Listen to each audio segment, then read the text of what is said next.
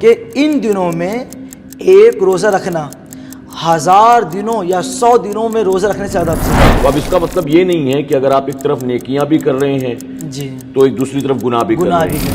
اس کی ہر رات میں قیام کرنا لیلۃ القدر میں قیام کرنے کے برابر ہے۔ سبحان اللہ۔ تم اگر چاہتے ہو کہ تمہاری دعا اللہ قبول فرمائے تو عرفہ کے دن تم دعا تو ان 10 دنوں کا ایک روزہ پورے سال کے روزے سے زیادہ افضل ہے۔ تو میں سال بھر جو چاہے کروں، جب 9 ذی الحجہ آ جائے تو میں روزہ رکھوں۔ سال بھر جب بھی ہم نفل روزہ رکھیں تو ہمیں 2 ہی رکھنا پڑے گا، ایک نہیں رکھ سکتے۔ سب سے بہترین جو دعا ہے وہ یوم عرفہ کی دعا ہے۔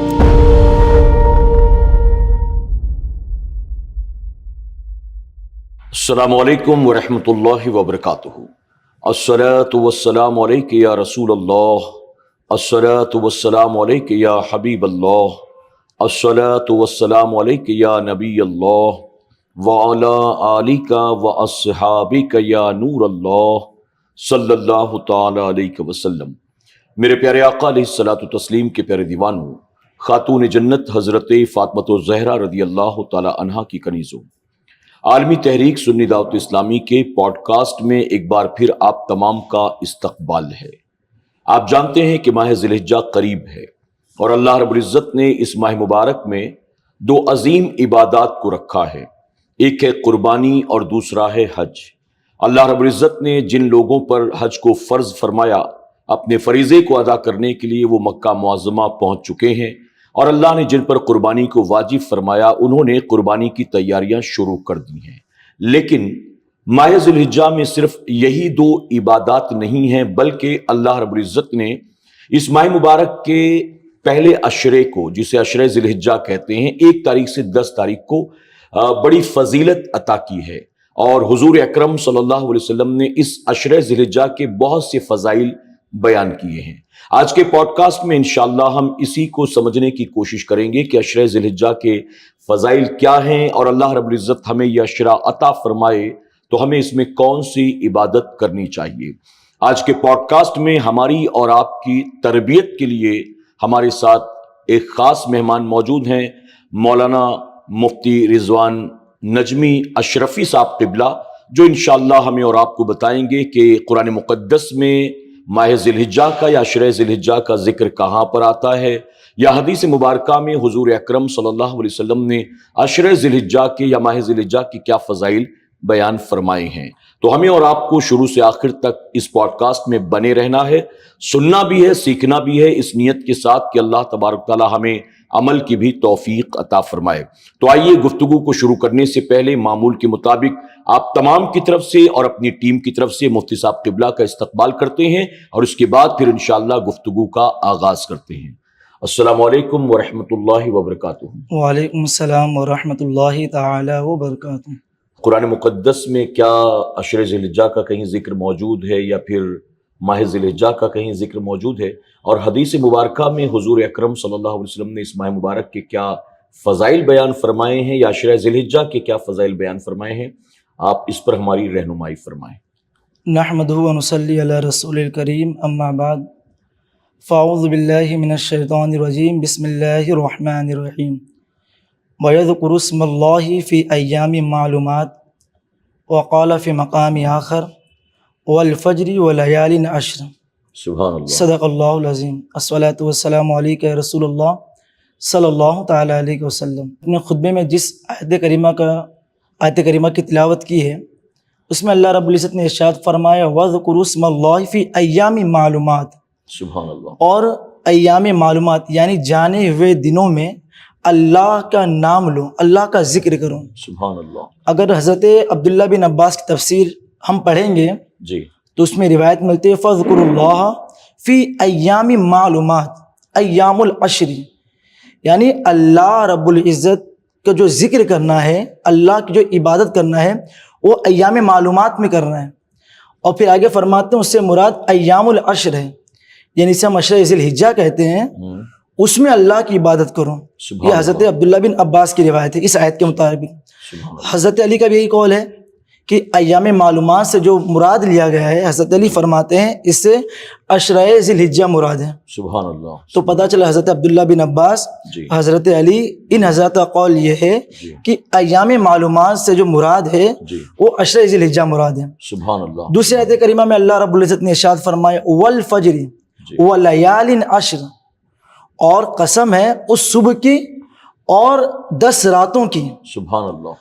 تو حضرت عبداللہ بن عباس بھی اس روایت کے مطابق فرماتے ہیں، اس آیت کے مطابق تفسیر کرتے ہیں جی کہ یہ 10 راتیں مراد ہے، یہ پہلی ذی الحجہ سے لے کر 10 ذی الحجہ کی راتیں مراد ہیں۔ سبحان اللہ سبحان تو اللہ۔ پتہ چلا کہ اگر قرآن مقدس میں اللہ رب العزت نے 2 جگہ ایسی آیتیں فرمائی ہیں، جی ایسی آیتوں کا ذکر کیا ہے جس میں صلات کے ساتھ یہ ملتا ہے تفسیر میں جی کہ ان 10 راتوں سے اور ایام معلومات سے عشرہ ذی الحجہ مراد ہے۔ یعنی ہم جس کو کہتے ہیں عشرہ ذی الحجہ، جی اللہ نے قرآن مقدس میں سے ایام معلومات فرمایا۔ ایام معلومات کہا ہے، سبحان اللہ۔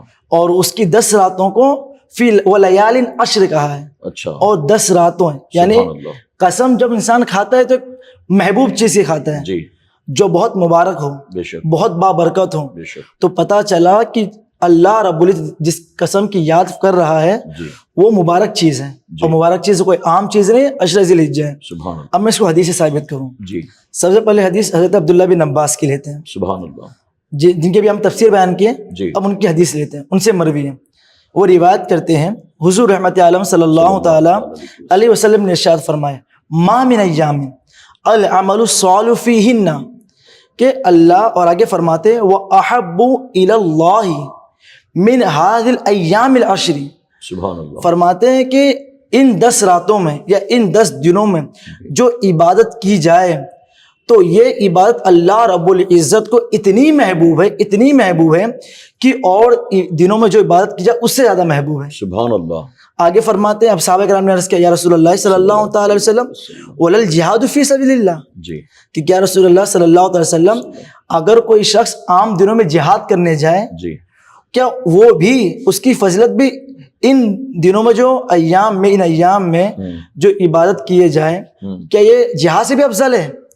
تو حضور نے آگے ارشاد فرمایا وَلَا الْجِهَادُ فِي سَبِيلِ اللَّهِ سبحان اللہ سبحان اللہ۔ إِلَّا رَجُلٌ خَرَجَ بِنَفْسِهِ وَمَالِهِ فَلَمْ يَرْجِعْ مِنْ ذَلِكَ بِشَيْءٍ، حضور نے فرمایا ہاں ایک شخص ان دنوں میں عبادت کرے جی اور دوسرا شخص ان دنوں کے علاوہ جہاد کرے، جی تو ان دنوں میں عبادت کرنے والا جی اس جہاد کرنے والے سے زیادہ افضل ہے۔ سبحان اللہ سبحان اللہ۔ پھر آگے فرماتے سوائے اس شخص کے جی جو اپنی مال کے ساتھ، اپنی جان کے ساتھ اللہ کی راہ میں نکلا لیکن لوٹ کر نہیں آیا، یعنی اگر کوئی شہید ہو جاتا ہے جی تو اس کا عمل ان دنوں سے زیادہ افضل ہے، بے شک۔ سبحان لیکن کوئی صرف جہاد کرنے گیا اور واپس آ گیا تو اس جہاد سے افضل کیا ہے؟ ان دنوں میں عبادت کرنا۔ سبحان اللہ سبحان اللہ۔ اور ایک جہاد کی اگر فضیلت دیکھیں جی تو اس کی ادنا فضیلت یہ ہے، حضرت ابن سہیل فرماتے کہ حضور رحمت عالم صلی اللہ تعالی علیہ وسلم نے ارشاد فرمایا رباط یوم فی سبیل اللہ خیر من الدین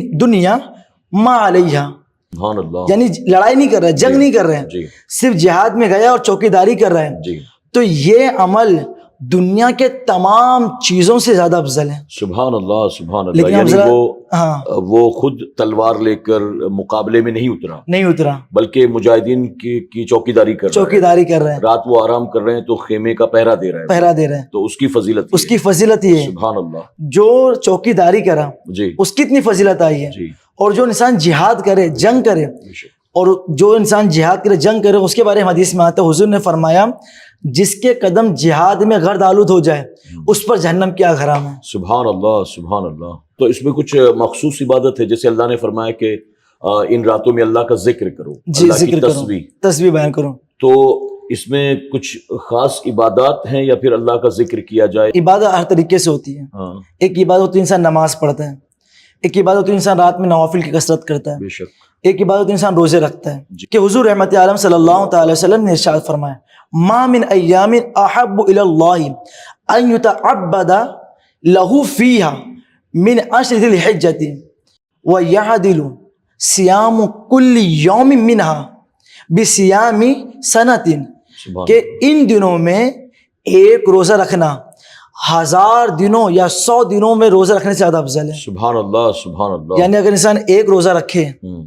اور ایک انسان پورے سال روزہ رکھے جی تو ان 10 دنوں کا ایک روزہ جی پورے سال کے روزے سے زیادہ افضل ہے. سبحان اللہ سبحان پھر اللہ. آگے میرے آقا نے ارشاد فرمایا وَقَيَامُ كُلِّ لَيْلَةٍ جی مِنْهَا بِقِيَامِ لَيْلَةِ الْقَدْرِ، اور اس میں قیام کرنا جی. یعنی راتوں میں قیام کرنا، اس کی ہر رات میں قیام کرنا لیلۃ القدر میں قیام کرنے کے برابر ہے. سبحان اللہ لیلۃ القدر کی فضیلت ہم بہتر جانتے ہیں بے شک. کہ اس پر جنت واجب ہو جاتی ہے، بے شک. اللہ ان کی مغفرت فرما دیتا ہے. تو پتہ چلا کہ ہمیں شب قدر لیلۃ القدر سال میں ایک بار نصیب ہوتی ہے، جی اور اللہ رب العزت ہمیں 10 راتیں ایسی دیتا ہے، جی ایسی عطا فرماتا ہے کہ اس کی ہر رات لیلۃ القدر کے برابر ہے. سبحان اللہ سبحان اللہ.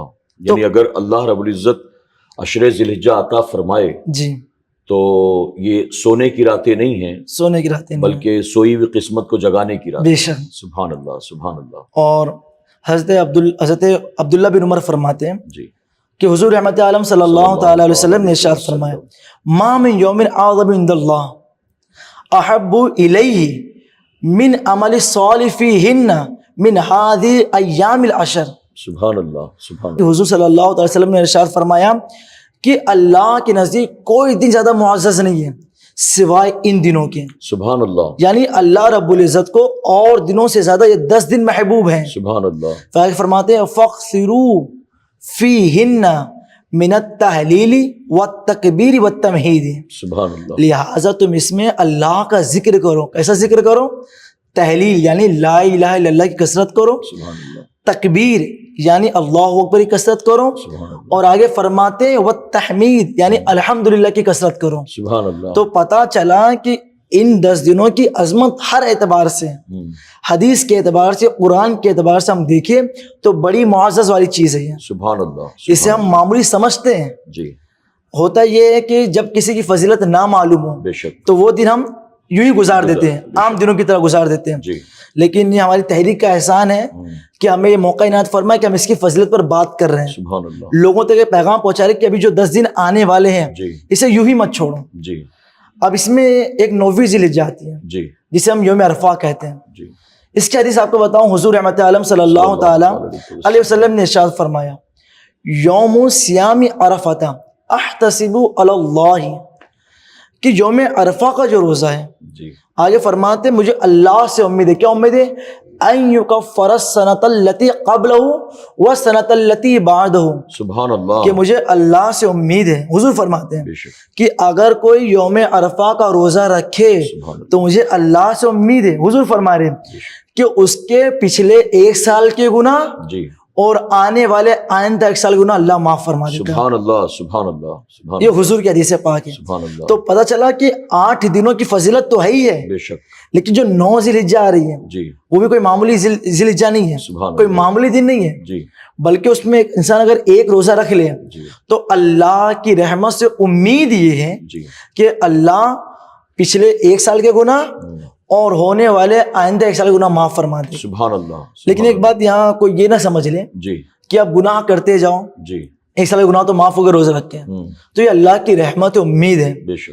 ہمیں چاہیے کہ ہم نیکی کر کے اللہ کی رحمت کو دعوت دیں. جی یہ بہت غلط ہے کہ ہم نیکی بھی کریں اور یہ سوچے اللہ معاف کر دے گا. جی اللہ معاف کر دیا تو ہمیں اس سے بچنا ہے. بے شک. یہ نہیں کہ آپ روزہ رکھ لیے تو 1 سال گناہ کرتے جاؤ، جی. ایسا نہیں ہے، بلکہ آپ اس گناہ سے بچو. لیکن آپ سے جان میں کوئی گناہ ہو جائے گا تو اللہ اسے معاف فرما دے گا. سبحان اللہ. اگر آپ جان بوجھ کر نافرمانی کرو، بغاوت کرو اور پھر روزہ بھی رکھ لو یہ سوچ کر کہ اللہ معاف فرما دے اللہ گا، معاف فرما دے تو گا، پھر ایسی صورت میں وہ معاف نہیں معاف ہوں گے، نہیں ہوگا. کیونکہ کیونکہ آپ نے جان بوجھ کر بغاوت کی اور نافرمانی جی کی. جہاں اللہ کی رحمت ہے بے شک. وہاں پہ اللہ کا غضب بھی ہے. بے شک. تو اس لیے اس کی رحمت کا ہمیں یہ اس طور فائدہ نہیں اٹھانا چاہیے کہ گناہ بھی کرتے رہو. جی اس کی رحمت کا یہ فائدہ اٹھاؤ کہ اپنے اخلاص کو دیکھو، اخلاق یہ ہو، نیت یہ ہو کہ آئندہ میں کوئی گناہ نہیں کروں گا. جی اور پھر جانا میں کوئی گناہ ہو جائے تو انشاءاللہ اللہ کی ذات سے یہ امید ہے کہ اللہ گناہوں کو معاف فرما دے. بے شک. سبحان اللہ. جیسے مثال کے طور پر کہ ہر اولاد سے ماں باپ محبت کرتے ہیں، محبت کرتے ہیں، اور اولاد کوئی غلطی 1 بار 2 بار 3 بار کر دے تو بھی ماں باپ وقتی طور پر بھلے ناراض ہو جاتے ہیں پھر معاف کر دیتے ہیں. تو اب اولاد کا دل کھلتا چلا جائے یہ سوچ کر کہ میں اب چاہے جو بھی کر لوں ماں باپ تو معاف کرنا ہی کرنا ہے، جی وہ تو معاف کر ہی دیں گے. تو اس طرح سے اس کا اگر دل کھلتا چلا جائے اور پھر وہ ان کی نافرمانی کرتا چلا جائے یا دل آزاری کرتا چلا جائے تو ظاہر ہے کہ ایسے میں ایک وقت ایسا آئے گا کہ جب ماں باپ بھی معاف نہیں کریں گے اس کو، جی اور پھر نتیجے میں اس کی دنیا اور آخرت برباد ہو جائے گی۔ جی تو اگر اللہ تبارک تعالیٰ رحمان ہے، رحیم ہے، کریم ہے، ستار ہے، غفار ہے، اور اللہ رب العزت قدم قدم پر گناہوں کو معاف فرماتا ہے، نیکیاں عطا کرتا ہے، تو اب اس کا مطلب یہ نہیں ہے کہ اگر آپ ایک طرف نیکیاں بھی کر رہے ہیں جی تو ایک دوسری طرف گناہ بھی کر رہے ہیں کہ چلو گناہ کر کے نفس کو راضی کر لیتے ہیں، نفس کو موٹا کر لیتے ہیں، اور پھر کچھ عبادت کر لیں گے تو اللہ معافی فرما دے گا۔ فرما دیا، تو یہ طریقہ تو صحیح نہیں صحیح نہیں ہے۔ جی، اس سے بچنا چاہیے۔ اچھا، ایک سوال اور آیا ذہن میں، جیسے کہ آپ نے 9 ذی الحجہ کے روزے کے تعلق سے فرمایا، جی تو عام طور پر ہم نے یہ سنا ہے کہ نفل روزہ جب بھی رکھا جائے تو ایک نہیں رکھنا چاہیے بلکہ 2 رکھنا چاہیے، جب بھی آپ رکھیں ایک رکھنا مکروہ ہے۔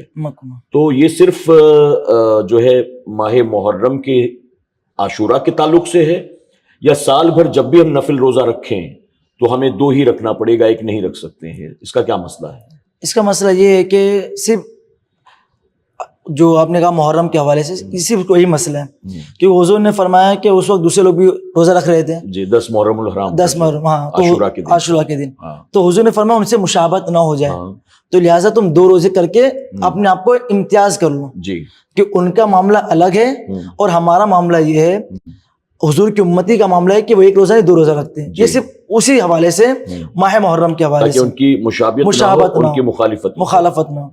تو یہ تمام نفل روزوں کے ساتھ میں ضروری نہیں ہے کہ آپ 2 ہی رکھیں، 2 ہی روزے رکھیں، اگر کوئی ایک رکھ سکتا ہو تو وہ ایک بھی رکھ سکتا ہے، اس کو اجازت ہے۔ جی بالکل۔ حضور نے فرمایا خیر الدعاء، جی دعا یوم عرفہ سبحان اللہ، کی سب سے بہترین جو دعا ہے جی وہ یوم عرفہ کی دعا ہے، سبحان اللہ، یعنی آپ عرفہ کے دن دعا مانگو، اپنی حاجت کو دور کرو۔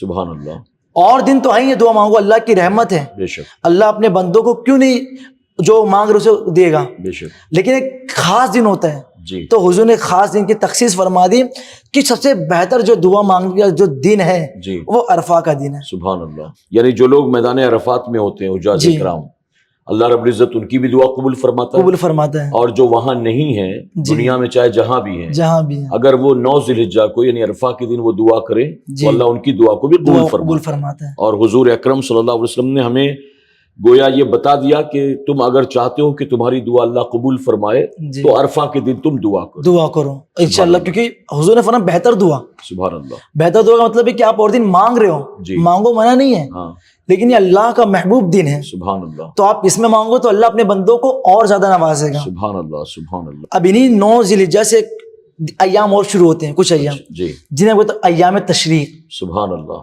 اب ایام تشریق کتنے دن ہوتے ہیں؟ جی تو بتایا جاتا ہے کہ 9 ذی الحجہ کی فجر سے جی 13 ذی الحجہ کی عصر تک ایام تشریق ہیں۔ سبحان اللہ، اب ایام تشریق میں کرنا کیا ہوتا ہے؟ جی تو ہر نماز کے فوراً بعد واجب یہ ہے کہ ایک مرتبہ ہم بلند آواز سے تشریق پڑھیں، جی تکبیر تشریق پڑھیں۔ جی اب تکبیر تشریق کیا ہے؟ جی اللہ اکبر، اللہ اکبر، لا الہ الا اللہ واللہ اکبر، اللہ اکبر وللہ الحمد، سبحان اللہ، یہ تکبیر تشریق۔ جی اب اس کو کب پڑھنا ہے؟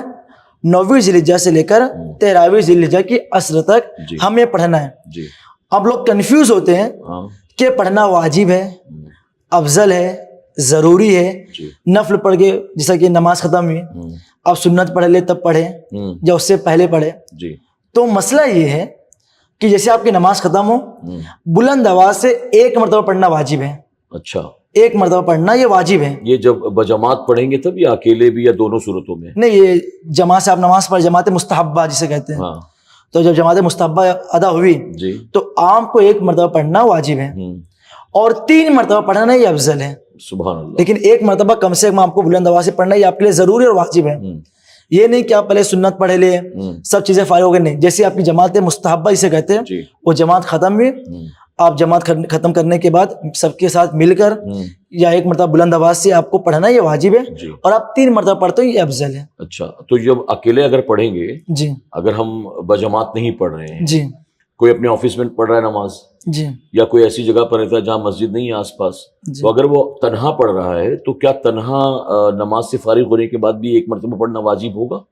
نہیں، تنہا میں نہیں ہے، جی کیونکہ جو مسئلہ یہ ہے کہ انسان جو جماعت مستحبہ قائم کرے ہاں تو جماعت مستحبہ ختم ہو، جی جو جماعت مستحبہ جو ہم قائم کیا تھا اس سے ختم ہونے کے بعد ایک مرتبہ پڑھنا واجب ہے۔ اچھا، یعنی اگر وہ پڑھ لے گا تو اس کو ثواب تو ملنا ثواب مل رہا ہے، لیکن اس پر واجب واجب ہے، جی۔ کیونکہ اب تسبیح اللہ کی ہے، تو آپ تنہا پڑھو، ان دنوں میں پڑھ کے یا اکیلے میں پڑھو یا ان دنوں کے علاوہ پڑھو، تو آپ کو تو ثواب تو اس کا ملے گا ہی سبحان بہرحال، اللہ۔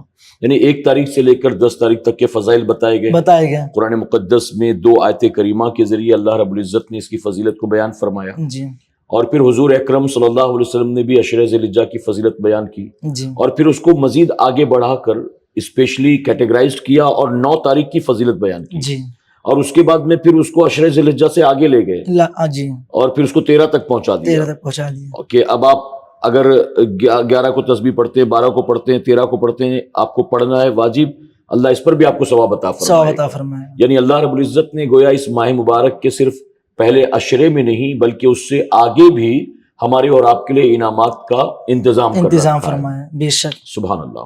اس میں مفتی صاحب یہ عوام میں ایک چیز جو مشہور ہے کہ لوگ ماہ ذی الحجہ کا چاند دیکھتے ہیں جی تو بس دیکھنے کے بعد وہ ناخن کو کاٹنا یا مونچھوں کو پست کرنا، چہرہ بنانا، زیر ناف کے بال وغیرہ بنانا، ان ساری چیزوں سے بچ جاتے ہیں۔ بچ جائے، تو ایک تو ہمیں یہ بتائیں کہ یہ کیا مسئلہ ہے اس کا، دوسری چیز کہ اگر مان لیجئے کوئی نہیں بچ سکا تو اس کے لیے کیا حکم ہے، تیسرا سوال یہ ہے کہ جو لوگ قربانی کرنے والے ہیں اس کا اہتمام وہی کریں گے یا پھر جو قربانی نہیں کر رہے ہیں وہ بھی اس کا اہتمام کریں گے، تو اس کا کیا مسئلہ ہے؟ جی تو حضرت ام سلمہ جی رضی اللہ تعالیٰ عنہ کی حدیث پاک ہے کہ حضور رحمت عالم صلی اللہ تعالیٰ علیہ وسلم نے ارشاد فرمایا، فرماتے ہیں اذا رأیتم ہلال ذی الحجہ، جب تم ذی الحجہ کا چاند دیکھو، جی وہ اراد احدکم ان یضحیہ، اور جب تم میں سے کسی کو اس بات کا ارادہ ہو کہ وہ قربانی کرے، ہاں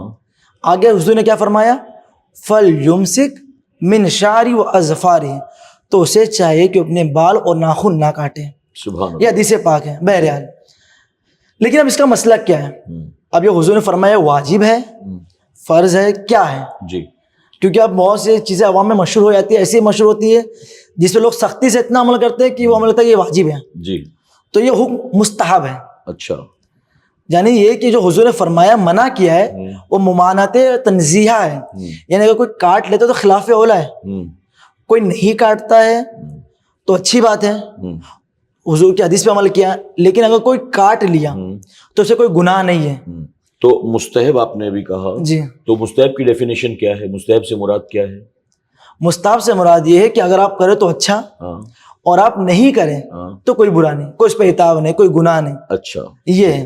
اگر آپ نہیں کاٹ رہے ہو کیونکہ بہرحال حضور کی حدیث پر عمل کر رہے ہو جو مستحب ہے، اور حضور کی حدیث پر عمل کرنا ثواب ہے، لیکن یہ ایسا حکم نہیں ہے جو واجب کے حکم میں آ جائے، جی ایسا نہیں ہے کہ آپ کو کرنا ضروری ہے، جی بلکہ مستحب ہے۔ مستحب کا جو مطلب ہوتا ہے، جس کی تعریف ہوتی ہے، وہ یہ ہوتی ہے آپ کرو تو ثواب، اور نہیں کرتے ہو اس پر عمل تو آپ کو کوئی گناہ بھی نہیں ہے، سبحان یہ اللہ۔ مستحب ہے۔ جی اچھا، آپ نے یہ بھی بتایا جو حدیث مبارکہ کے ضمن میں حضور اکرم صلی اللہ علیہ وسلم نے فرمایا کہ اگر تم میں سے کوئی قربانی کا ارادہ رکھتا ہو، کریں، تو اس کا مطلب یہ کہ ہر ایک کے لیے نہیں ہے، ہر ایک کے لیے نہیں ہے، جو قربانی کا ارادہ رکھتا ہو، جس پر قربانی واجب ہو، جی یہ مسئلہ اسی کے لیے ہے۔ اسی کے لیے۔ جی اب میں آگے چل کے ایک بات اور بتا دوں، اللہ نے حکم کیوں دیا؟ جی حضور نے جو فرمایا اللہ کے رسول نے کہ ناخن مت کاٹو، بال مت کاٹو، اس کا مطلب کیا ہے؟ جی کیونکہ جو حکم ہوتا ہے یہ کسی وجہ سے تو آیا ہوگا، جی تو اس کا مطلب ایک یہ ہے، ایک تو جو ہم اس کی حکمت جانیں گے وہ اس کی جو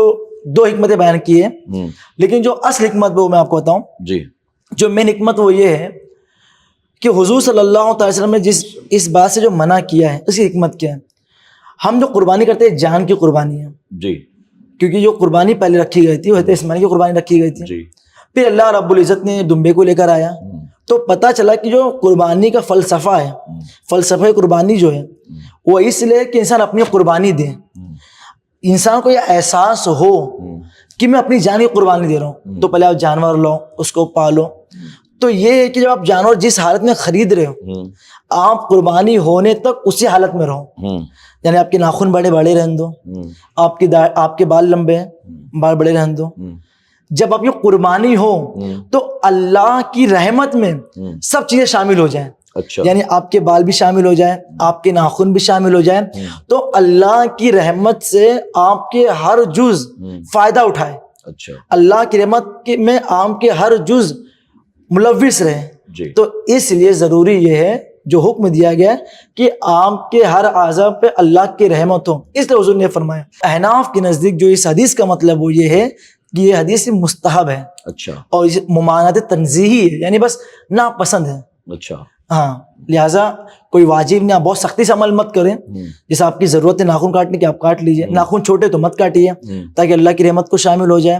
اور جب ناخن ہی بڑے ہیں تو ہمیں اس بات کا بھی حکم دیا گیا آپ اچھے سے رہیں، آپ کو لوگ دیکھ کے آپ کی طرف مائل ہوں. جی ان اللہ جمیل یحب الجمال، سبحان اللہ بے شک اللہ جمیل ہے، اس کو جمال پسند ہے. سبحان اللہ. تو اس اعتبار سے اگر ہم دیکھیں تو اگر ہمارے ناخن بڑے تو یہ جمال نہیں ہے، گندگی ہے. ہمارے بال حد سے زیادہ بڑے ہو گئے تو یہ جمال نہیں گندگی ہے. جی 40 دن زیادہ ہو رہے ہیں تو مہینہ بڑے ہیں تو یہ جمال نہیں گندگی ہے. جی تو ان گندگی کو ختم کرو اور پھر اللہ کو جمال پسند ہے تو آپ بھی اس کیٹیگری میں آ جاؤ جس میں جمال کے لوگ آئیں گے. سبحان اللہ. تو جن پر قربانی نہیں ہے عام طور پر وہ لوگ بھی اس کو مینٹین کرتے ہیں اور وہ بھی ناخن وغیرہ نہیں تراشتے ہیں، تو اس کا کیا حکم ہوگا؟ اللہ کی ذات سے امید ہے کہ اللہ انہیں بھی ثواب دے گا. سبحان اللہ. اللہ ان کو بھی ثواب عطا فرمائے گا سبحان اللہ. کیونکہ انہوں نے بھی ان اللہ کی محبت میں ان کی مشابہت اختیار کی جو اللہ جن پر حکم دیا ہے کہ وہ ہاتھ کے ناخن نہ کاٹے، بال نہ کاٹے. سبحان اللہ. سبحان اللہ. تو مشابہت کی وجہ سے ان کو بھی ثواب ملے گا. سبحان اللہ. موجودہ دور میں لوگ جو ہے طرح طرح کے سوالات پوچھتے ہیں. جی سوشل میڈیا پر انہیں نئی نئی چیزیں ملتی رہتی ہیں، کنفیوز بھی ہوتے ہیں، کلیئرٹی بھی ملتی ہے.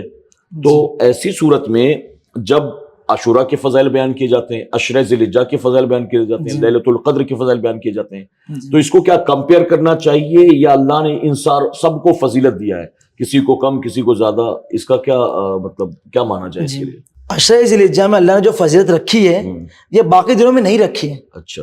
اب یہ کہے کہ ہر دن تو اللہ کا دن ہے لیکن کچھ خاص دن ہے. تو جیسا دیکھا جائے کہ عام دنوں کے مقابلے عشرہ ذی الحجہ کو فضیلت حاصل ہے تو آپ کمپیئر نہ کریں. جس کی جو فضیلت اس کی فضیلت وہ مان لیں. جیسے مثال کے طور پر رمضان کا دن ہے تو اب رمضان کے حوالے سے یہ آتا ہے عشرہ ذی الحجہ کی جو فضیلت ہے یہ رمضان کے دنوں سے زیادہ افضل نہیں ہے. اچھا. ہاں رمضان کے دنوں سے زیادہ افضل نہیں ہے، رمضان کے دن اس سے بھی افضل ہے. لیکن جب ہم بات کرتے ہیں کہ اور دنوں سے زیادہ محبوب عبادت جو ہے وہ ان 10 دنوں میں، اس کا مطلب ہے کہ عام دنوں سے زیادہ محبوب ہے. تو ہر دن کی اپنی ایک فضیلت ہے. ایک نبی ہے ان کی اپنی ایک فضیلت ہے، دوسرے نبی ان کی اپنی ایک فضیلت ہے. تو آپ کمپیئر نہ کریں کہ یہ نبی افضل ہے یہ نبی زیادہ افضل نہیں ہے. اولو العزم جو انبیاء ہیں ان کے علاوہ کسی نبی کو افضل ہو اور برتری مت کریں. کوئی ایسا انسان ہے جو واقعی فضیلت کا مالک ہے تو آپ اس کو دوسرے سے کمپیئر نہیں کر سکتے کیونکہ اس کی فضیلت اپنی جگہ ہے اور جو عام انسان کی فضیلت اپنی جگہ ہے. تو ہر ایک کا مقام، ہر ایک کی فضیلت اپنی اپنی جگہ ہوتی ہے تو ہمیں کمپیئر نہیں کرنا چاہیے کیونکہ اللہ کی ذات ہے. اللہ کی ذات سے امید ہے کہ اللہ نے ان راتوں میں ان دنوں میں جو عبادت کا مقصد بتایا ہے، جو فضیلت بتایا ہے، تو امید ہے کہ وہ ان راتوں میں وہ اس کا مرتبہ دے گا اور دیگر نوافل میں، دیگر راتوں میں ہم جو نوافل کی کثرت کریں گے اللہ ان راتوں میں ان دنوں میں اس کی فضیلت ہمیں عطا فرمائے گا. سبحان اللہ. تو اور جو ہم بیان کرتے ہیں نا کہ جیسا کہ بھی ایک شب قدر ہے تو شب قدر کی فضیلت بیان کریں گے، رمضان کی فضیلت بیان کریں گے، عشرہ ذی الحجہ میں عشرہ ذی الحجہ کی فضیلت بیان کریں گے، محرم میں محرم کی فضیلت بیان کریں گے. تو ہر ایک کا ماحول ہوتا ہے کہ انسان جس سے زیادہ قریب ہوتا ہے ان کے بارے میں موضوع کے ساتھ بات کرتا ہے. تو ابھی موضوع عشرہ ذی الحجہ کا چل رہا ہے تو ہم شب قدر کی فضیلت نہیں بیان کریں گے. جب شب قدر کی بات ہے تو ہم شب قدر کی فضیلت بیان کریں گے. تو اللہ نے کئی راتیں ایسی رکھی ہے، کئی دن ایسے رکھے ہیں جس میں بندہ عبادت کرے اور نیکی زیادہ حاصل کر لے. کیونکہ پہلے کے لوگ ایسے ہوا کرتے تھے جن کی عمریں زیادہ ہوتی تھی تو ان کی عبادت بہت زیادہ ہوتی تھی. جب کوئی 100 سال 200 سال کی عبادت، 200 سال 200 سال کی عبادت. تو اللہ نے اپنے محبوب کی امتیوں کو ایسے دن دے دیے ہیں کہ ان کی عمر تو کم رہے لیکن نیکیاں ایسی ہو جائے جو عمر سے زیادہ رہے. سبحان اللہ. تو اللہ نے یہ تمام راتیں دی، یہ تمام دن دیے تاکہ جو نیکیاں مل رہی ہیں انہیں وہ ان کی عمر سے زیادہ مل جائیں. سبحان اللہ. یعنی اگر مان لیجیے میں شب جمعہ کی فضیلت بیان کر رہا ہوں، بیان کر رہے تو آپ فوراً جو ہے اپنے ذہن میں رمضان شریف کو کمپیئر کرنا مت کیجیے. آپ عشرہ ذی الحجہ کو یا عرفہ کے دن کو کمپیئر کرنا مت کیجیے. جیسے حضور اکرم صلی اللہ علیہ وسلم نے جب صحابہ کے فضائل بیان کیے تو جب صدیق اکبر رضی اللہ عنہ کی فضیلت بیان کی، سیدنا عمر فاروق اعظم کی فضیلت بیان کی، ہم جب اس کو پڑھتے ہیں یا بزرگوں سے سنتے ہیں تو ایسا لگتا ہے کہ حضور اکرم صلی اللہ علیہ وسلم نے سب سے زیادہ ان کی فضیلت کو بیان ان کی فرما فضل کو دیا۔ بیان کی، جی اور ہمارے ذہن میں ایک مطلب پیدا ہوتا ہے کہ حضور اکرم صلی اللہ علیہ وسلم نے جس کی تعریفیں اتنی زیادہ کی ہوں تو ظاہر ہے کہ اس سے بڑھ کر کون ہو سکتا ہے۔ کون ہو سکتا ہے، لیکن ہم دوسرے مقام پر دیکھتے ہیں تو حضور اکرم صلی اللہ علیہ وسلم نے دوسرے صحابی کی تعریف کی زیادہ ہوتی ہے، کی، جی بہتر ہے، پھر تیسری جگہ پر دیکھتے ہیں تو تیسری صحابی جی کی جی آپ نے بے شک، بہت بہت اچھی فضائل مثال، بیان کیے ہیں۔ تو اب حضور اکرم صلی اللہ علیہ وسلم نے اگر موقع کے اعتبار سے وقتاً فوقتاً اپنے صحابہ کے فضائل بیان کیے تو ہمیں وہ سننا چاہیے، ہمیں اس صحابی رسول کی عظمت کو سمجھنا چاہیے، ہمیں اپنے اعتبار سے ناپنے تولنے کی کوشش نہیں کرنی ہاں ہم چاہیے۔ عشق کے بندے کی بات جی، بڑھائیے، بے شک۔ تو بہت ہمیں اچھی مثال آپ نے دی، جی تو میرے خیال سے عشرہ ذی الحجہ کے تعلق سے ہم نے بہت کچھ سیکھ لیا، جی اور آپ نے اس کے تمام فضائل جو قرآن و حدیث میں آئے ہیں آپ نے بتا دیا۔ بہت بہت شکریہ، اللہ آپ کو جزائے خیر عطا فرمائے، اللہ آپ کی خدمات کو قبول فرمائے، اللہ آپ کے علم میں، عمل میں، اخلاص میں، رزق میں مزید برکتیں عطا فرمائے، آمین اور اللہ رب العزت آپ کی تمام دینی خدمات کو قبول کر کے اسے آپ کے لیے، آپ کے والدین کے لیے بخشش اور نجات کا سبب بنائے۔ آمین آمین۔ آپ نے عشرہ ذی الحجہ کی جو فضیلت آج سنی ہے اور سیکھی ہے، تو میں امید کرتا ہوں کہ آپ انتظار میں ہوں گے کہ جیسے ہی ماہ ذی الحجہ کا چاند شروع ہوگا آپ اللہ کے ذکر کی کثرت شروع کر دیں گے، نوافل کی کثرت شروع کر دیں گے، قرآن مقدس کی تلاوت کی کثرت شروع کر دیں گے، روزے رکھنے کی کوشش کریں گے، اور ساتھ ہی صدقہ اور خیرات بھی کریں گے، یعنی جو بھی عبادت کر سکیں ضرور کرنے کی کوشش کریں۔ ہاں لیکن ایک بات ضرور یاد رکھیں، کبھی کبھی میں کہتا ہوں کہ کبھی بندے کا کچھ نہ کرنا اس کے نجات کا سبب بن جاتا ہے، تو آپ نیکیاں کریں، عبادت کریں، بہت اچھی بات ہے، لیکن ان عبادات اور نیکیوں کے ساتھ ساتھ اپنے آپ کو ہر طرح کے گناہوں سے بچانے کی کوشش کریں۔ ماہ ذی الحجہ کا چاند ہوتے ہی آپ بری عادتوں سے توبہ کر لیں، رات بھر موبائل میں لگے رہنا اور رات بھر یوٹیوب پر، فیس بک پر بیٹھے رہنا، یا نوجوانوں کا جو حال ہے پب جی کھیلنا، لوڈو کھیلنا، یا مسلسل 4-5 گھنٹے ٹی وی کے سامنے بیٹھ کر کرکٹ کا میچ دیکھنا، نمازیں قضا کرنا، ایک دوسرے کی غیبت و چغلی کرنا، ماہ ذی الحجہ کے ساتھ ہی ان تمام چیزوں سے توبہ کر لیں، اور یہ عہد کر لیں کہ ہمیں اب زندگی بھر ان تمام طرح کی برائیوں اور گناہوں سے اپنے آپ کو بچانا ہے، اور جن چیزوں سے آپ اپنے آپ کو بچا لے جائیں اپنے دوست احباب کو بھی بچانے کی کوشش کریں۔ اللہ رب العزت ہمیں آپ کو سب کو ان تمام باتوں پر عمل کرنے کی توفیق عطا فرمائے۔ جاتے جاتے آپ تمام سے گزارش ہے کہ آپ ہماری اس پوڈ کاسٹ کی لنک کو، ہماری اس ویڈیو کو اپنے دوست احباب کے ساتھ زیادہ سے زیادہ شیئر کرنے کی کوشش کریں۔ اگر آپ ایس ڈی آئی چینل پر ہمیں پہلی بار دیکھ رہے ہیں، آپ نے ہمارے چینل کو سبسکرائب نہیں کیا ہے، ابھی سبسکرائب کر لیں، اور آئندہ آنے والے تمام نئے پوڈ کاسٹ کی نوٹیفیکیشن کے لیے بیل آئیکن کو کلک کرنا نہ بھولیں۔ اب اجازت دیں، اپنا اور اپنوں کا خوب خیال رکھیں۔ السلام علیکم ورحمۃ اللہ وبرکاتہ۔